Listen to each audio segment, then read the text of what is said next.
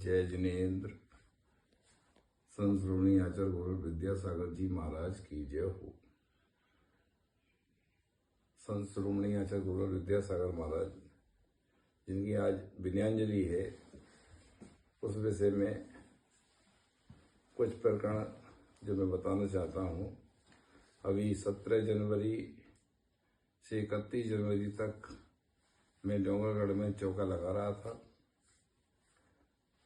प्रतिदिन चंद्र प्रभु सागर महाराज के पास बैठता था। चंद्र प्रभु सागर महाराज ऐसे महाराज हैं, पिछले 23 वर्षों से एक उपास एक पारणा करते हैं। तो एक दिन 20 जनवरी को आचार्य श्री ने उनसे कहा, चंद्र प्रभु सागर से, कि देखो तुम इस कमरे में मेरे साथ मत सोया करो, वैयावृत्ति मत किया करो। बोले उपवास वाले साधु से वैयावृत्ति नहीं करानी चाहिए। तब वो चंद्र प्रभु सागर महाराज बोले, महाराज जी मैं पहले से भी तो करता आ रहा हूँ, पिछली बार से भी करता आ रहा हूँ, तो ऐसा पहले तो आपने कहा नहीं, आप क्यों कह रहे हैं। तब चंद्र प्रभु सागर से आचार्य श्री बोले, देखो छपक के कमरे में उपवास वाले मुनि को नहीं सोना चाहिए, क्योंकि उपवास करने वाला मुनि कमजोर होता है। तब उन चंद्र प्रभु सागर महाराज को एहसास हुआ, आचार्य श्री छपक मतलब समाधि ले चुके हैं, समाधि में रहते हैं। तब उन्होंने उनकी आहार के कितने गिलास ले रहे हैं, कितना जल ले रहे हैं, कितना ले रहे हैं, ये सब गिनना शुरू कर दिया। ये घटना हम लोग बैठते थे तो हमें चंद्र प्रभु सागर ने इस तरह से बताई। हम वहाँ चौका लगा रहे थे तो 26 जनवरी गणतंत्र दिवस के दिन हमारे यहाँ आचार्य श्री का आहार हुआ। हमें बड़ी प्रसन्नता हुई। हमने आचार्य श्री को नवदा भक्ति पूर्वक आहार दान किया और 31 तारीख को हम वापस आ गए। एक प्रकरण तो ये था।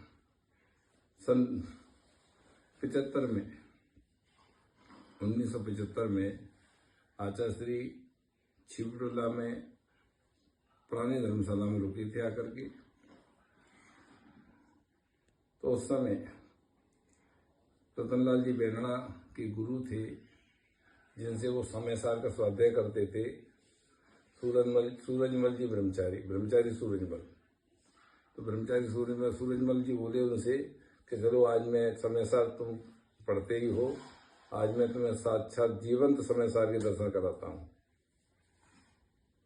तो जीवंत समय सार के दर्शन कराता हूँ ऐसा कह के वो छिबड़ुले धर्मशाला में बेनाड़ जी के साथ ब्रह्मचारी जी आए और आचार्य श्री उस समय स्वाध्याय में लगे हुए थे।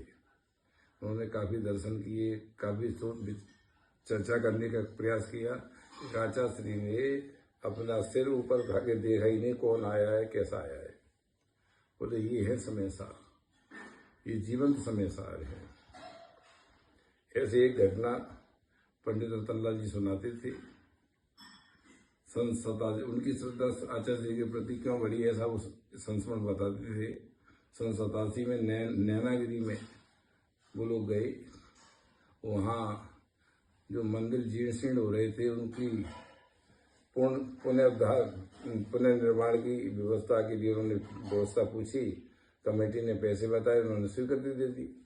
कमेटी वाले बहुत प्रसन्न, बोले इतना सरलता से किसी ने स्वीकृति दी है तो चलो आचार्य श्री से हम आपको आशीर्वाद दिलाते हैं।